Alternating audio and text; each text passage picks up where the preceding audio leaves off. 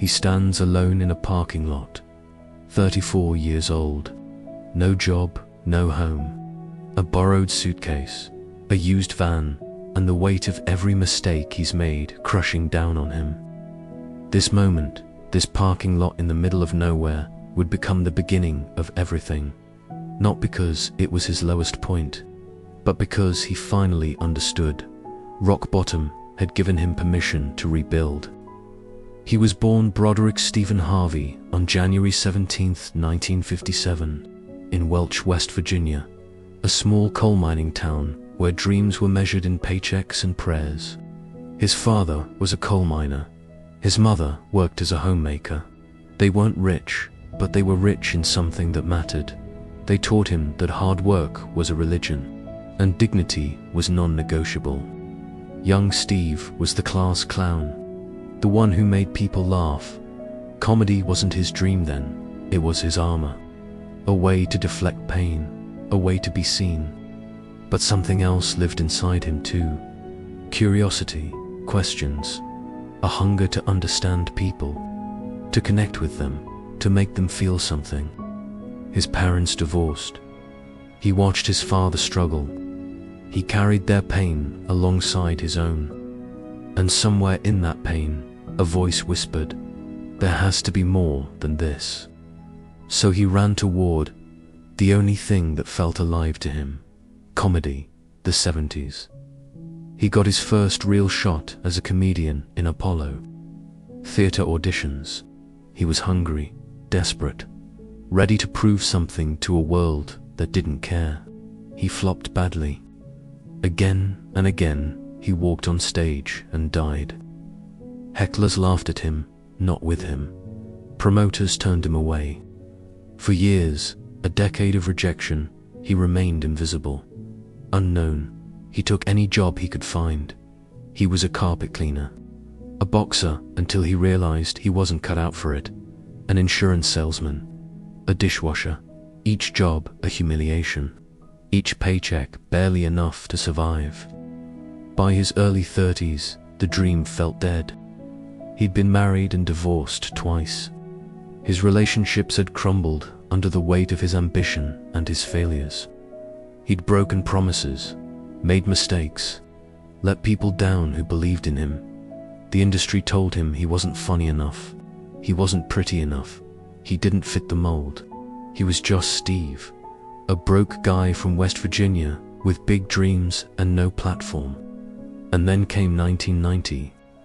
He was 33 years old, still a substitute teacher, still struggling, still hoping. He entered a competition on a whim, a last desperate attempt to prove that the fire inside him still had meaning. He won the competition that night. But it wasn't fame. It wasn't a record deal or a TV show. It was just a trophy and a few $100s. And then his car broke down. His money ran out. And he found himself truly homeless, living in that van, sleeping in parking lots, his only possession a suitcase of clothes. This was the floor. This was rock bottom. That night in the van, something changed inside Steve Harvey. He didn't have an epiphany. He didn't hear a voice from heaven. It wasn't magical or mystical. It was practical.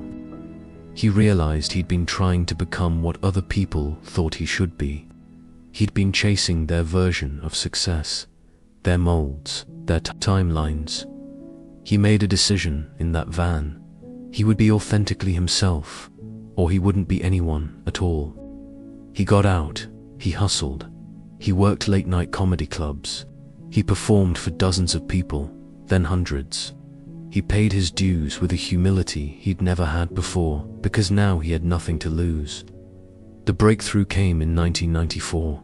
He got a call to appear on the Showtime at the Apollo television show. He performed, he killed, and this time the world was watching. Then Def Comedy Jam, national exposure, his voice breaking through the noise. But more importantly, he was finally being himself. No pretense, no apology, just raw, honest, hilarious, real Steve Harvey.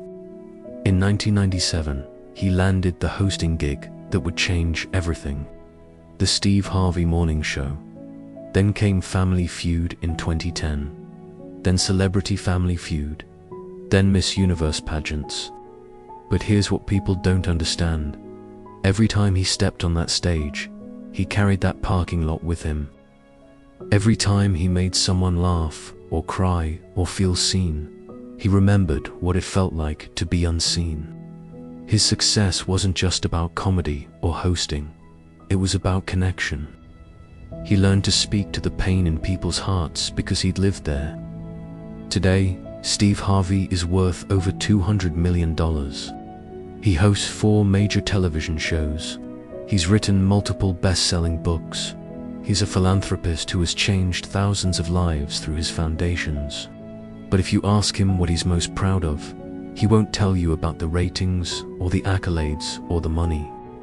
He'll tell you about a moment backstage when someone came up to him with tears streaming down their face and said, "I almost ended it. I almost gave up. Then I heard you tell your story, and I realized if you could survive that, maybe I could too." That's the miracle. That's what turning your pain into purpose looks like.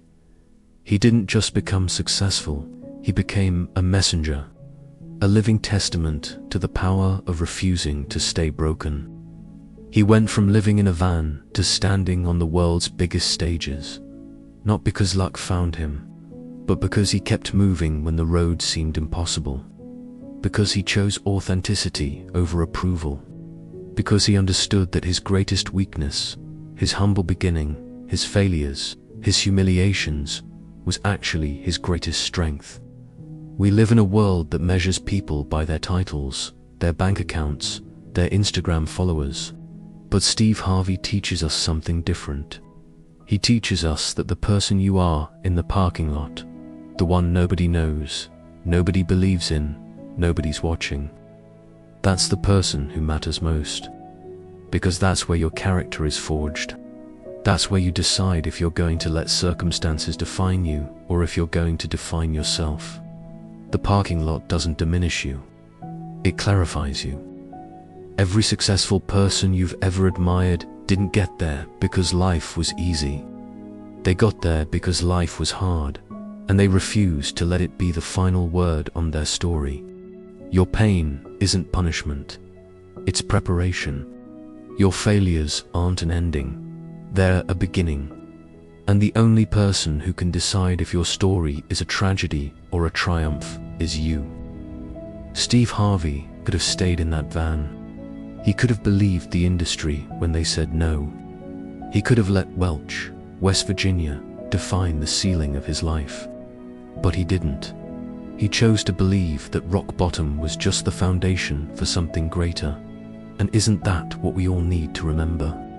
That the lowest moment is often just the moment before we rise.